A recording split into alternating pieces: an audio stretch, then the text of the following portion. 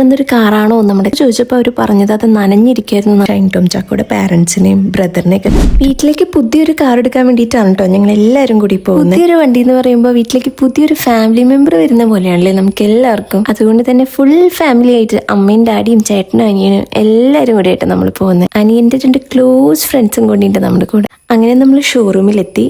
അതേ നമ്മൾ മഹീന്ദ്രയിൽ നിന്നാണ് വണ്ടി എടുക്കാൻ പോകുന്നത്. ഈ കാണുന്നൊരു കാറാണോ നമ്മുടെ കാർ? അല്ല, ഇതല്ല നമ്മുടെ കാർ. അങ്ങനെ ഞങ്ങൾ വണ്ടിയൊക്കെ പാർക്ക് ചെയ്ത് ഷോറൂമിന്റെ ഉള്ളിലേക്ക് ഇങ്ങനെ കയറാണ്. അന്ന് അവിടെ ഭയങ്കര തിരക്കായിരുന്നു. ഒരുപാട് വണ്ടികളുടെ ഡെലിവറി ഉള്ള ദിവസമായിരുന്നു. കുറച്ചു നേരം വെയിറ്റിംഗ് റൂമിൽ വെയിറ്റ് ചെയ്തിരുന്നു. പിന്നെ സൈൻ ചെയ്യിക്കാനുള്ള പേപ്പേഴ്സ് ഒക്കെ റെപ്രസെന്റേറ്റീവ് വന്ന് സൈൻ ചെയ്യിച്ചു. കാറായിട്ട് കണക്ട് ചെയ്യുന്ന ആപ്പ് ഇൻസ്റ്റാൾ ചെയ്ത് അതിന്റെ എല്ലാ കാര്യങ്ങളും നമുക്ക് പറഞ്ഞു തന്നു. പിന്നെ നമ്മുടെ കേക്ക് കട്ടിങ് സെറിമണിയാണ്. നമ്മുടെ കേക്ക് വന്നു.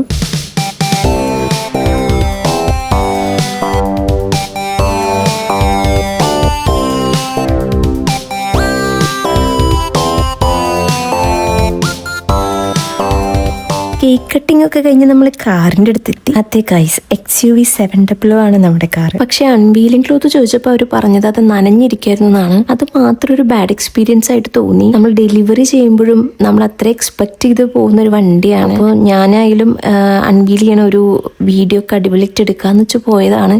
പക്ഷെ അവരെങ്ങനെയാണ് പറഞ്ഞത്, സോ അത് മാത്രം കുറച്ച് വിഷമായി. ഈ അടുത്ത് എറണാകുളത്തുള്ള മഹീന്ദ്രയുടെ ഷോറൂമിൽ ഒരു വലിയ ഇഷ്യൂ നടന്നിട്ടുണ്ടായിരുന്നു.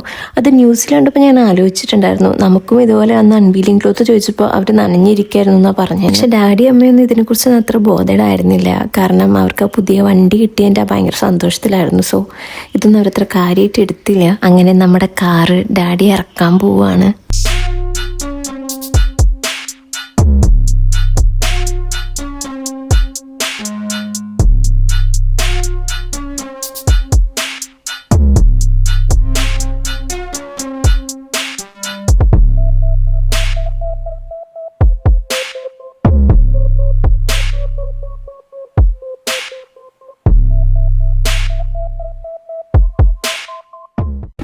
വണ്ടി എങ്ങനെയുണ്ട്?